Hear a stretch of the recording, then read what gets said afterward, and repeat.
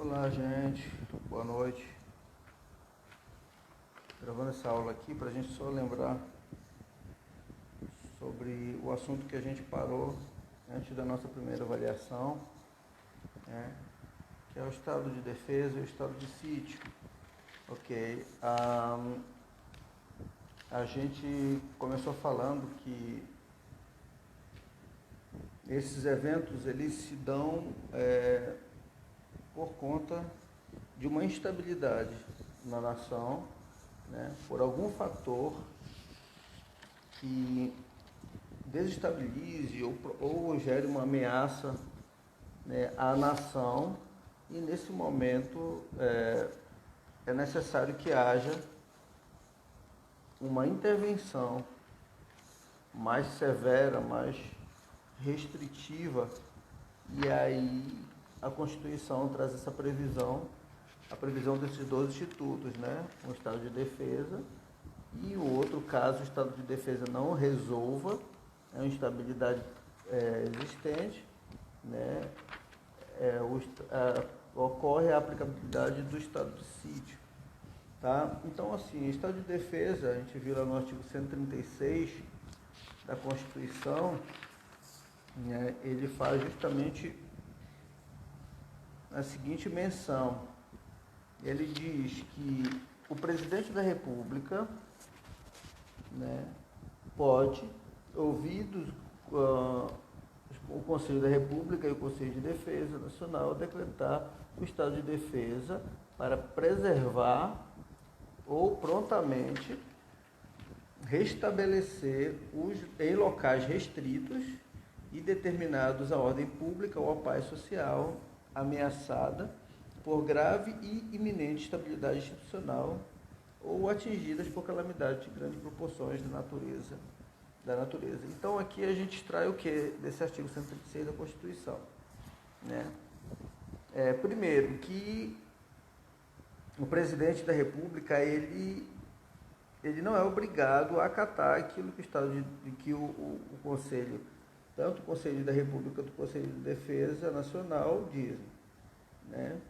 Então, ele pode decretar independente da opinião, né? Ele só pede a opinião deles. Então, isso é uma coisa que a gente traz daqui, né? Hoje diz assim, o presidente da República pode, ouvido do Conselho da República ou o Conselho da Defesa, decretar o estado de defesa para preservar. Então, ele tem um caráter preventivo, né? Ou seja, ele pode ser decretado o estado de defesa para evitar que algo aconteça, né? Como a gente já falou aqui, havendo instabilidades entre os poderes, né? Seja o legislativo, executivo ou judiciário em um determinado estado da nação, isso provoca uma instabilidade. Nesse momento se decreta o estado de defesa, ok, e vai alguém para aquele lugar, né, para representar o Estado e fazer cumprir, né, todas as determinações constantes do decreto do Estado, do norma que decreta o estado de defesa, né, e ele toma para si a responsabilidade daquele Estado, né, para que se restabeleça a paz social ameaçada, né? E então, assim, ele tem esse caráter preventivo, né? E também tem um caráter, quando o artigo fala, ou prontamente restabelecer, ou seja, isso restabelece aquilo que já está em andamento. Então, assim, nesse caso aqui é o caráter repressivo do estado de defesa, né? Quando já está instaurada a estabilidade, nesse momento ele tem esse caráter também repressivo, tá?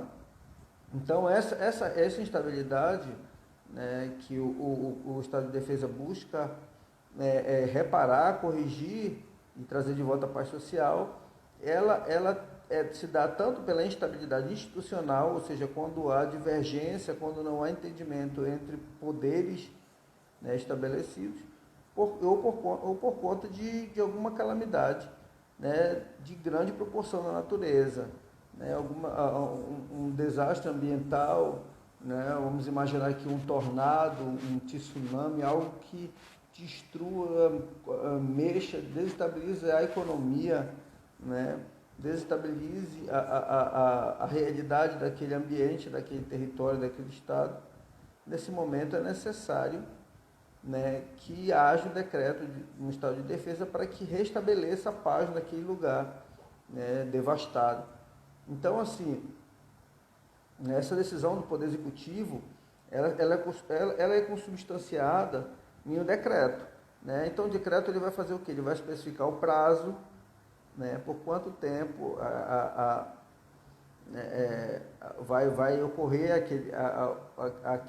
aquela intervenção, né, aquela intervenção do poder do Estado brasileiro naquele determinado estado ou localidade, a abrangência, né, qual vai ser o alcance, né, do estado de defesa naquele lugar, quais as restrições, quais as medidas, né, e as condições de execução da medida. Então, com esse decreto, será enviada também uma justificativa, né, para que o Congresso, nesse momento, ele saiba das razões, né, porque para se decretar o estado de defesa, o Congresso tem que convalidar, o Congresso tem que dar o seu aval, ok?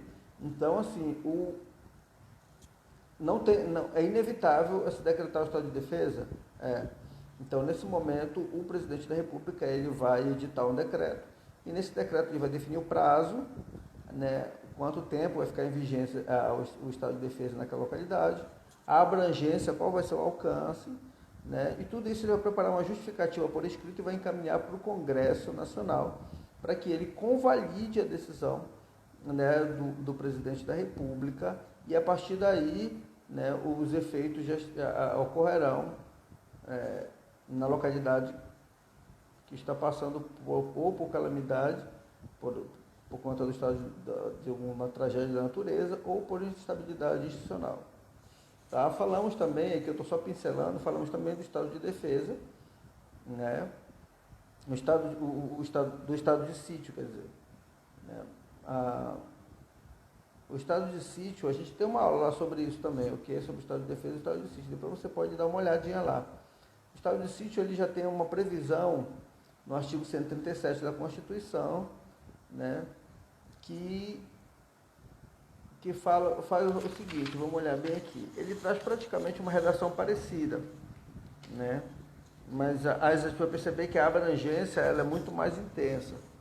Diz assim, o presidente da República pode, depois perceba que é a mesma introdução, o Conselho da República e o Conselho de Defesa Nacional solicitar ao Congresso Nacional autorização para decretar o estado de sítio nos casos de...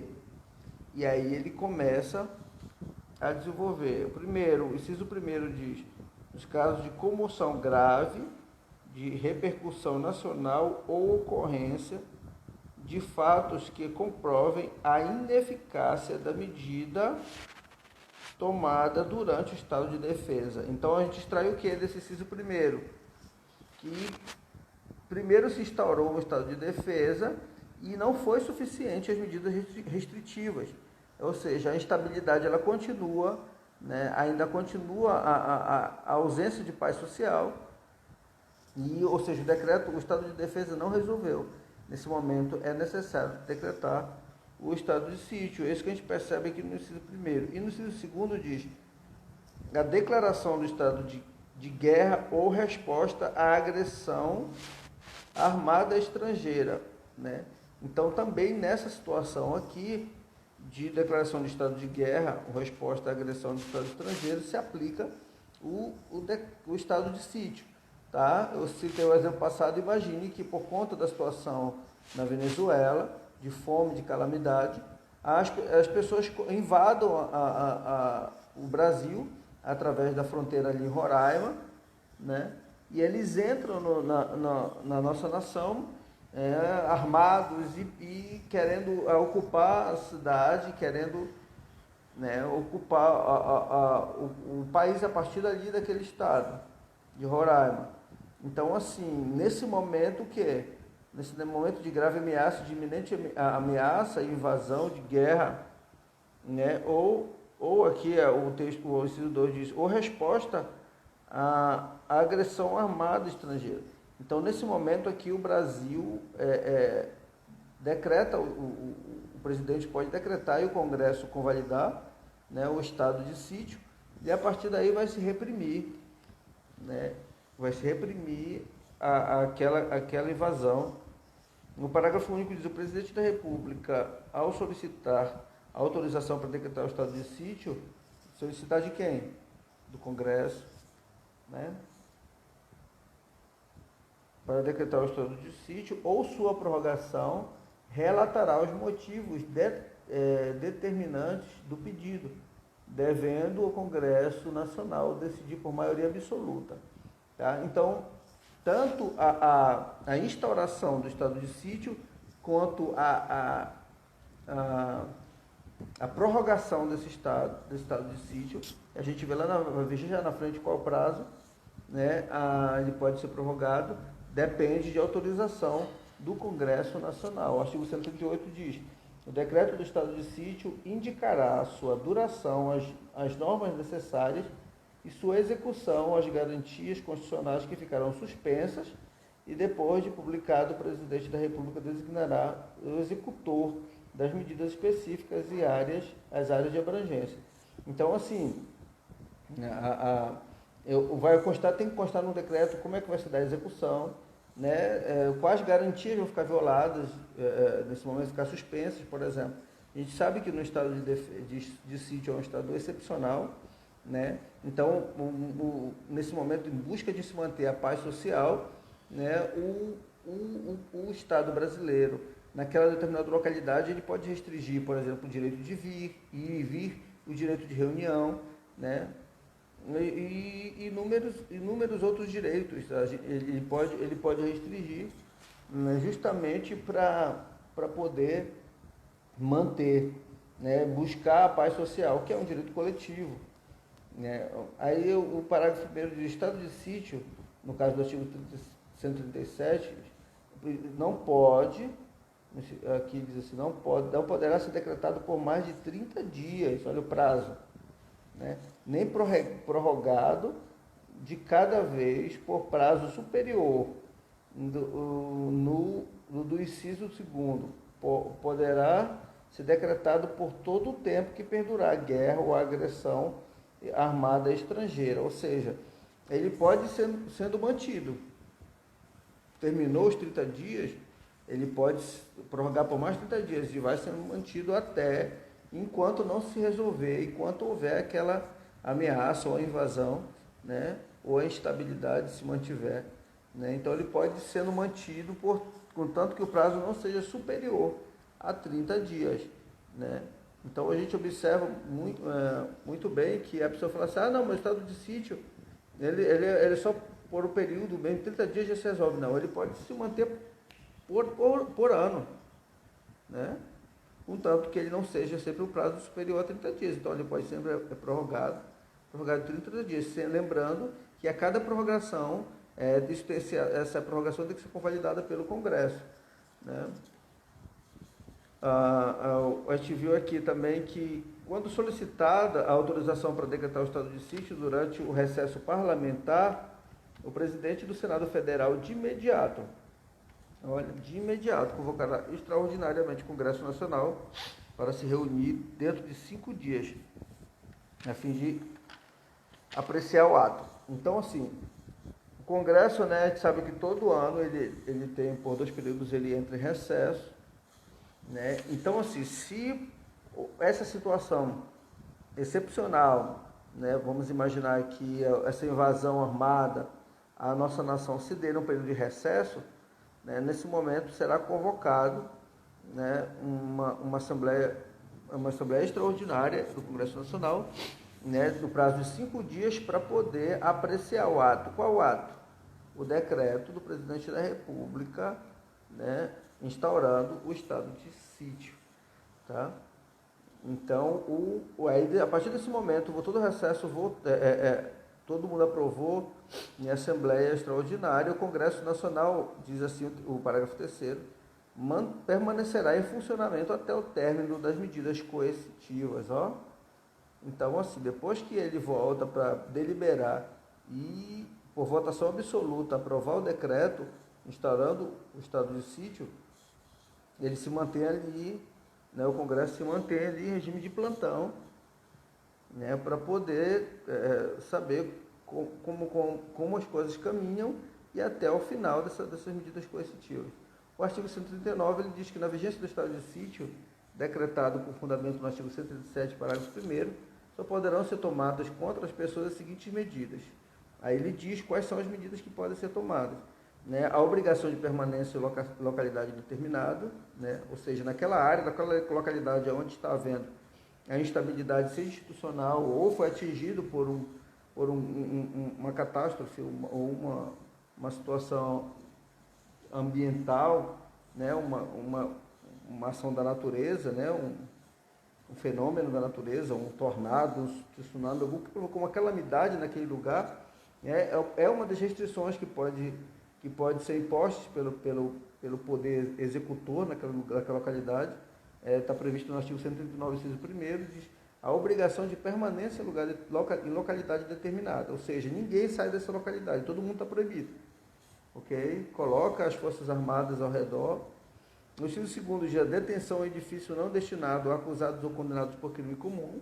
Eu só posso pegar um prédio normal e que não seja usado como uma delegacia, que não seja um presídio, nada. Eu posso pegar aquele prédio e colocar pessoas lá dentro. Entendeu? A partir de agora é que vai funcionar como se fosse um presídio, todo mundo está proibido de sair daqui. Inciso 3º, restrições relativas à inviolabilidade de correspondência, sigilo das comunicações e prestação das informações, liberdade de imprensa, radiodifusão e televisão. Tá? Então a gente percebe que o direito aqui da inviolabilidade de correspondência ele é mitigado nesse momento. Né? Então, havendo necessidade, as tuas correspondências vão ser abertas, né? Os teus e-mails vão ser acessados para poder saber o que você está vendo, o que você está falando, se você for, por exemplo, suspeito. Né? Então, o que você está acessando, o que você está vendo, o que é que você está compartilhando, que página você está compartilhando na internet, por exemplo. A suspensão da liberdade de reunião também. Né? Aquela coisa de estar se reunindo em estado de sítio, isso não rola. Né? O Estado ele pode desfazer uma reunião, ele pode impedir que ela aconteça, e se ela acontecer, ele pode acabar com ela, né? Inclusive prender as pessoas que estejam se reunindo, se naquele período for proibido. Né? Busca apreensão em domicílio, pode entrar, pode pegar o computador, o celular. Então, assim, a gente percebe que muitos direitos são suspensos, ficam permitidos de violação nesse período. Né? A intervenção nas empresas, serviços públicos, requisição de bens. Tá? Então, a gente percebe que é um estado de excepcionalidade, né? A gente não vê isso com frequência, gente.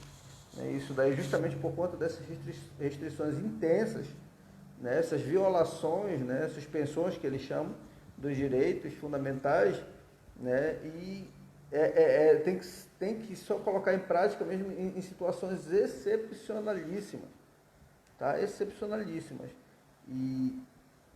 Então, assim, não é qualquer caso. Eu aconselho vocês a darem uma lida desde o 136, que começa o estado de defesa, até o 139, tá? Ok? 139 da Constituição, tá?